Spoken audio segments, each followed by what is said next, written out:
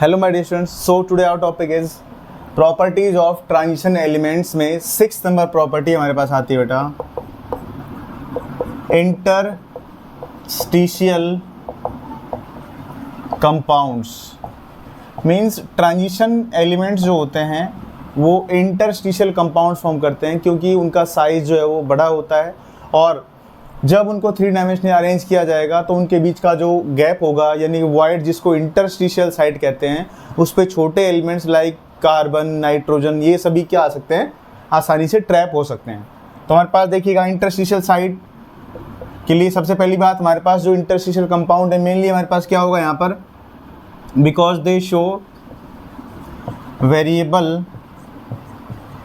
Oxidation state, variable oxidation state, and they are large size particles. They are large size particles when they are arranged in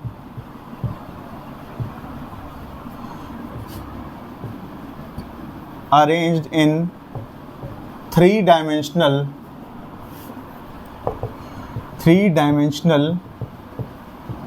closed structure,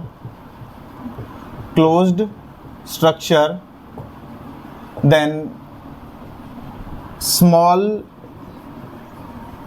elements can easily trapped in their interstitial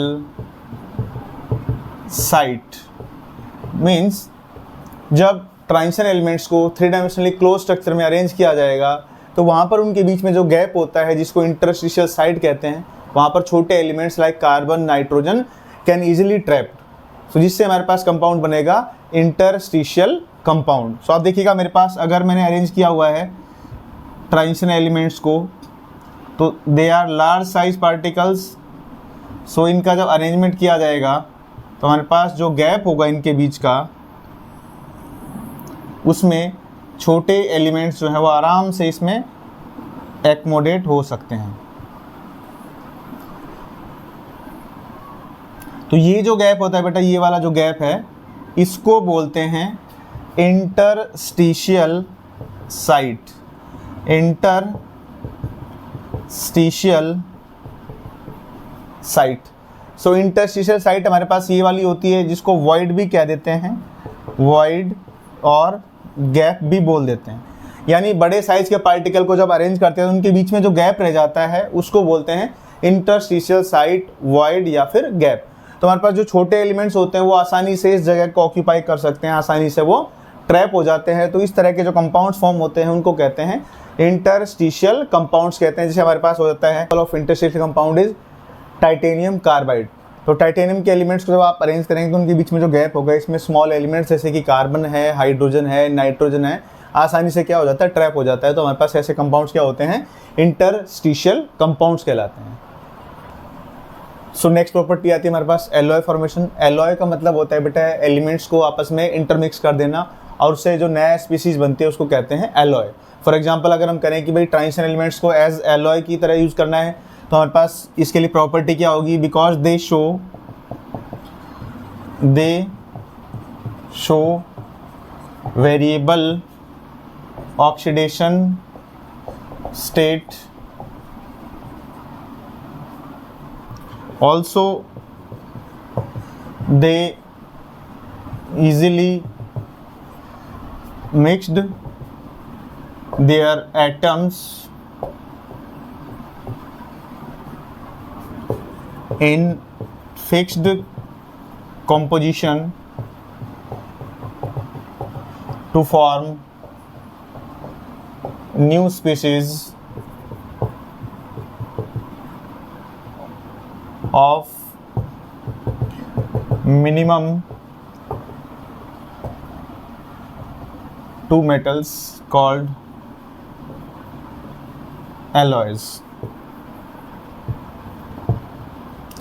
for example, क्योंकि हम metals के बारे में क्यों बात करें, क्योंकि यहाँ पर हमारे पास क्या होता है, ट्रांजिशन मेटल्स की हम प्रॉपर्टीज पढ़ रहे हैं, तो हमें ट्रांजिशन मेटल से क्या बनाना है, एलॉय फॉर्म करना है। तो हमारे पास एग्जाम्पल के लिए आ जाएगा यहाँ पर हमारे पास ब्रास, और ब्रास का जो कॉम्पोजिशन होता है बेटा हमारे पास वो होता है बेटा कॉपर और जिंक। मीन्स ब्रास को बोलते हैं, हिंदी में बोलते हैं बेटा इसको पीतल, और कॉपर को बोलते हैं तांबा, और जेडन को बोलते हैं जिंक या फिर जस्ता भी इसको बोल देते हैं। और इसको याद रखने का ट्रिक क्या हो जाएगा, पी ता और जी, इसको याद रखने का ट्रिक भी हो जाएगा पिताजी की तरह से। इसी तरीके से हम और एग्जांपल ले सकते हैं, जैसे कि हमारे पास हो जाता है जर्मन सिल्वर।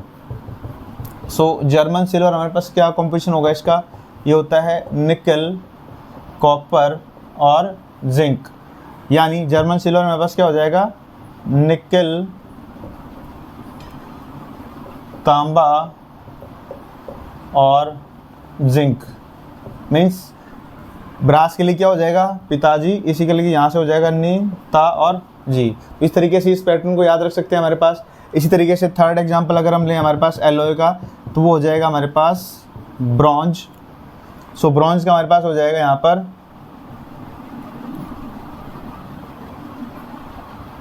कॉपर और टिन। तो ब्रॉन्ज के लिए हमारे पास क्या हो जाएगा, कॉपर और टिन। तो इस तरीके से हम क्या कर सकते हैं, एलॉय फॉर्मेशन प्रॉपर्टी को बाय द ट्रांजिशन एलिमेंट्स हम पढ़ सकते हैं। तो इस तरीके से हम एलॉय फॉर्मेशन की प्रॉपर्टी को पढ़ सकते हैं। और इस तरीके से अगर हमारे पास एग्जांपल आएंगे तो हम बता सकते हैं कि ब्रास के अंदर कौन से कंपोनेंट्स होंगे, कॉपर और जिंक होगा, जर्मन सिल्वर में क्या होगा, निकल, कॉपर और जिंक होगा, ब्रॉन्ज में क्या होगा, कॉपर और टिन होगा। तो इस तरीके से हम एलॉय फॉर्मेशन की प्रॉपर्टी को कर सकते हैं। तो अगर हमारी वीडियो आपको अच्छी लगी तो प्लीज़ इसको लाइक करें, शेयर करें, सब्सक्राइब करें और बेल आइकन को प्रेस करें। Thank you.